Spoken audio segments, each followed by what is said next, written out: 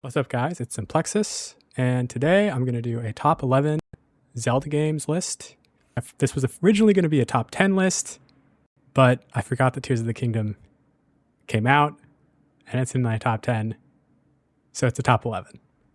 Number 11 is Oracle of Seasons. At first, I thought about grouping both Oracle games, but I think they're different enough that Oracle of Seasons is just above Oracle of Ages. The reason I like Seasons more is I think the combat is more engaging.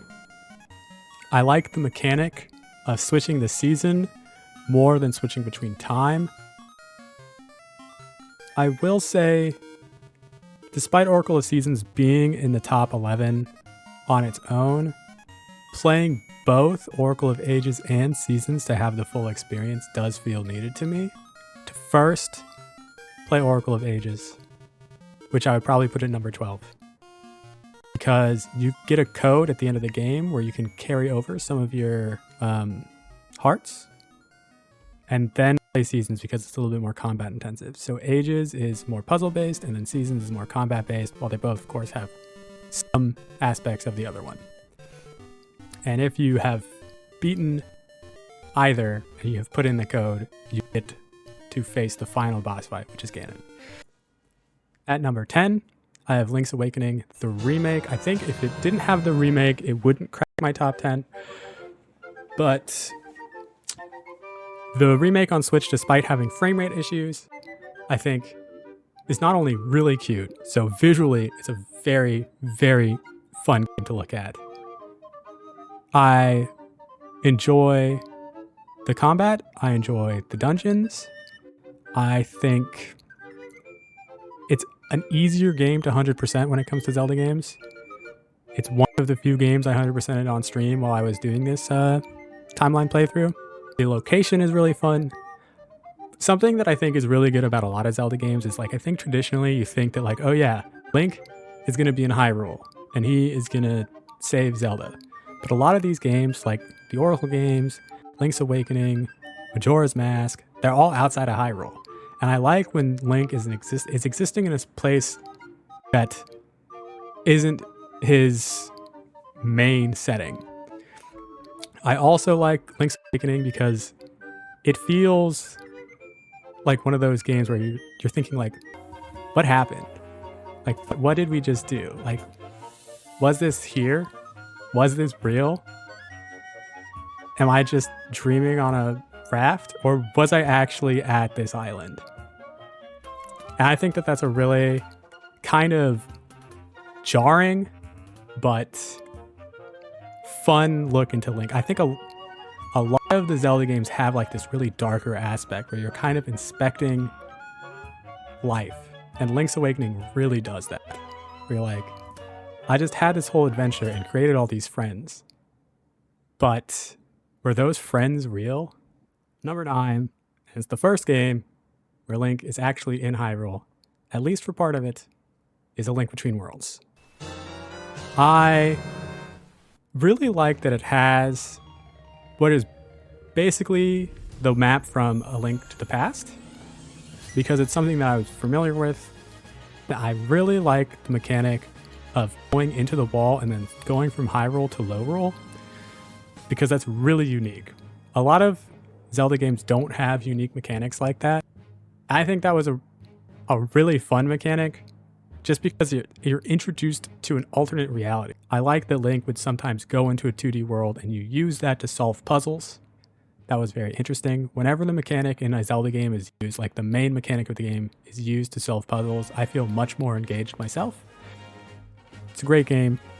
One of my favorite in the series. Of course, I think all of the games in the series are good, even the DS games. Wind Waker, which I guess technically does happen in Hyrule, but not really. You're more on the Great Sea. I think first of all, we have to talk about how visually this game is one of the most stunning Zelda games, and I think still holds up today. Of course, there is an HD version, but I think no matter how you cut it, the original Wind Waker on the GameCube is still a very good looking game, just because of the way it's animated and stylized. It's really fun. It doesn't take itself too seriously as, like, an adventure, but the stakes are always high with Link. If you don't do this, the world will end. I think this Link is one of the most emotive Links, which I think is really fun because he has the most personality of all of the Links for the most part. Like, obviously, some of the earlier Links aren't going to have any facial expression changes. Like, Link in A Link to the Past is just a sprite. He's not going to have too much going on. I think, to me, Wind Waker felt like a predecessor to Breath of the Wild in terms of how much freedom I felt like I had. It's like, once you have your boat, you can go anywhere. You can start seeing anything you want. There is a little bit of railroading in terms of like, these are the things that you need to do to finish the game. But if you want to go to the other corner of the map on your little boat, you can do that. And I thought that was very fun. And something about Wind Waker that I think Breath of the Wild lacks is Wind Waker, despite being a fairly empty world, it feels full because of the circumstances. When you go visit islands and see the people that live there, you're like, oh yeah, like people exist here. And while they are, living in what is essentially a post-apocalyptic world, they're, for the most part, thriving as best as they can. And whenever you visit a location that has any kind of populace, it feels like they have like a culture and things happen. And you're like, oh, cool. Like, when you visit the Deku Tree, all the Koroks live there. When you visit, I'm spacing out on the name, like the main island with the auction house. That's unfortunate. But like, they have a school and they have the auction house and they have a little coffee shop. Like, all those people live and exist there and they have a daily life that felt very full and fulfilling to experience, even though Link is very much a part of all of that and has to go save the world. At number 7, I have Ocarina of Time. You probably disagree with that, and you might have Ocarina of Time in top 1 or 2, and that's fine. I think every game at this point is a masterpiece of a game. If it's in my top 11, it's a 10 out of 10 game. I just don't think that Ocarina of Time is the best. I really enjoy what Ocarina of Time did, taking Link and putting him into a 3D space. That was really cool. And the story is very good. You feel for the people of Hyrule. When you go from a kid to an adult, you're like, oh, wow, Castletown, this vibrant place, is suddenly just filled with zombies. Yeah, zombies, right? You're like, oh no, like this is really bad. You can see kind of the despair of the land. But I think, at least for me, the characters felt very detached from that. And it's something that keeps the game out of a higher spot because of that. Number 6, Majora's Mask. So, I don't think Ocarina of Time is the best N64 Zelda. One, for me, mechanics in Zelda games that are really engaging are mechanics that take me from one phase and put me into another one. Like going into the wall in A Link Between Worlds, or switching the seasons, switching the time. I really, really enjoy the different masks. When I have to play as a Goron or a Zora, whatever it is, I'm like, I'm playing a very different Link than Link normally is. And I think that's super cool.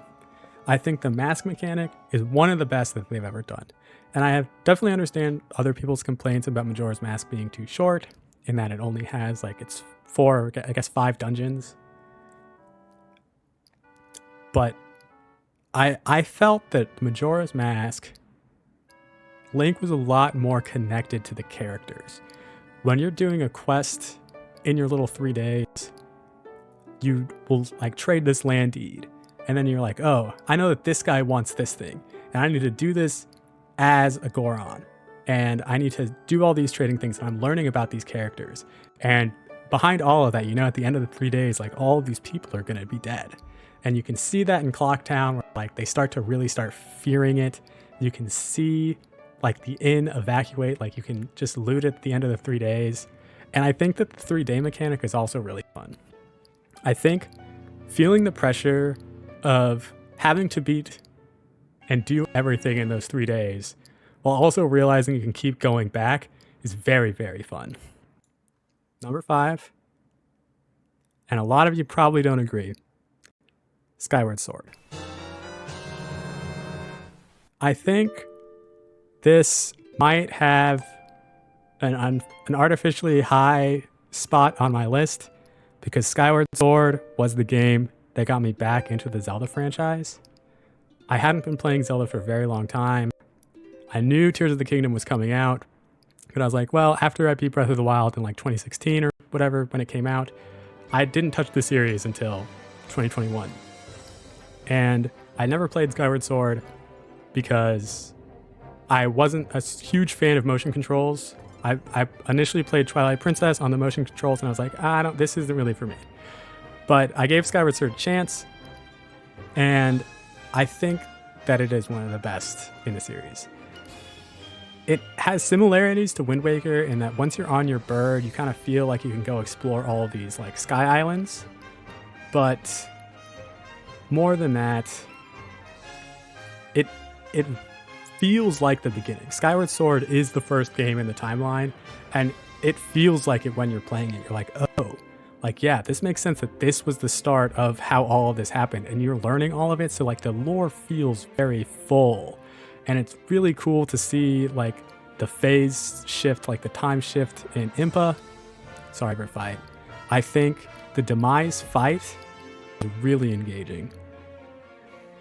I felt as if seeing the beginning of what feels like the Zelda lore was really fun. And because I did that, it made me want to continue down the timeline. That's why I initially did like this full timeline playthrough, because right after Skyward Sword, I went into Minish Cap, and so on and so on. And number 4, Breath of the Wild. Breath of the Wild, feeling like Nintendo Skyrim for the first time, was super cool.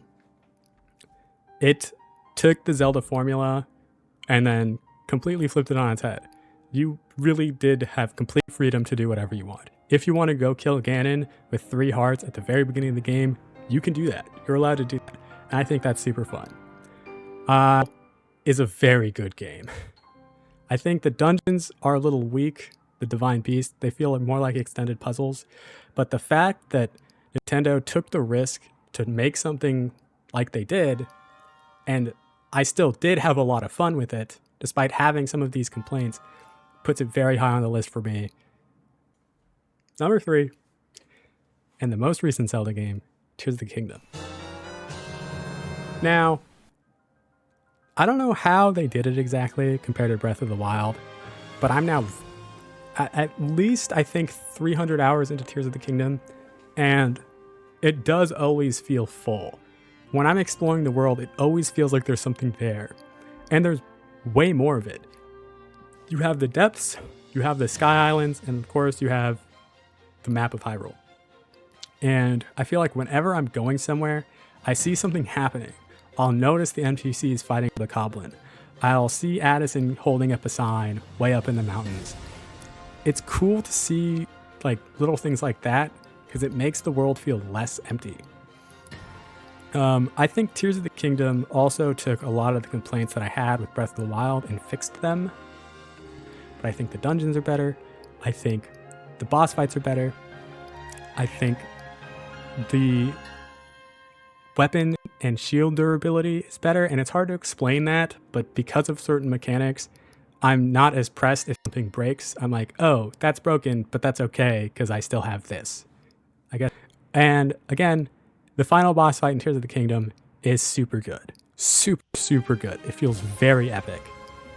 Breath of the Wild's final boss fight also had like an epic phase, but I think Tears of the Kingdom's final boss fight feels like it's like, oh, if I were not to succeed here, I'd see the world ending. And that just kind of makes it more fun. Number 2. And now I'm sure you're thinking, what games could he possibly say that are higher on the list than the ones he's already said. Number 2 is Twilight Princess. And again, right, this is a personal list. I still think it's the objective truth and is indisputable and can never be wrong. Twilight Princess comes in at number 2 because, for one thing, it's actually the first Zelda game that I was fully able to beat on my own without any help from like a friend or like a babysitter. It's a game that I experienced fully by myself and beat, so there's a sense of pride about that being my first Zelda game. But I think the setting is really fun and it feels very gritty. Similarly to Majora's Mask, where you can kind of feel the despair of the people in the world, I think Twilight Princess definitely does that. Like when you are in the Twilight Realm and you can like hear the thoughts of the soldiers and like see their fear, or even when you're outside of the Twilight Realm and you're just the Wolf Link, like they're scared of you. And then you talk to them as Link and you can kind of see like how they live their lives. I'm talking about in Castletown, obviously.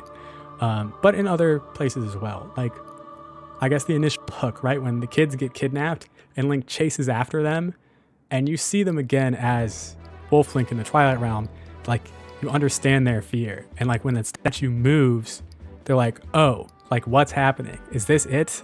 Even though they're actually getting saved by Link. And I also think Midna is probably one of the best companions that Link has ever had. And again, I really like phase kind of shifting mechanics. When you're Link versus when you're Wolf Link, it's not the same. You're doing different things. You need to be able to use both to be successful in the game. And I think the dungeons were very fun, and the tools that Link uses are very unique and also interesting. And who can forget the 2 Yetis? Possibly some of my 2 favorite characters in the entire Zelda franchise. And at number 1, some of you might be clicking off of this video at this point, but it's Minish Cap. And here's why. First, I think it's a very cute game, and it goes a long way for me personally. I like that it's a 2D iteration of Toon Link from Wind Waker, but it also has what I feel like is a very epic story, but it's also very contained. You can beat the game in a few sessions, but it feels epic. You understand the stakes very early on, and the Minish mechanic I actually think is one of my favorite in the entire Zelda franchise. One, because again, phase shift mechanics like that I think are super fun. The fact that you have to use it in the final boss fight I think is very, very fun. It's very different, these 2 worlds that Link is shifting between, even though it's literally the same place. Like if I'm in that like milk bar and I go into the rafters, it's still the same place, but they feel very different. And I thought that's very cool. And again, it has some of the most engaging puzzles to me because you have to be switching between both of them. You have to be able to use both to be successful. The dungeons are also very cool. And I think finally about the Minish Cap, the music in that game is so phenomenal. Like, maybe the best in the series. Of course, they're like just different versions of the songs that already existed. But sometimes when I was playing it as a kid on my like Game Boy Advance with the single speaker, I would just turn the volume all the way up and just jam, you know? Anyways, thank you so much for watching. I would love to know what your top 11 are, because surely it's very different from mine, and maybe we can have a discussion about it. If you want to talk to me in my Discord about it, I'll have that link down below as well. I hope you enjoyed this video. I hope to see you again. Thank you so much for watching. Bye.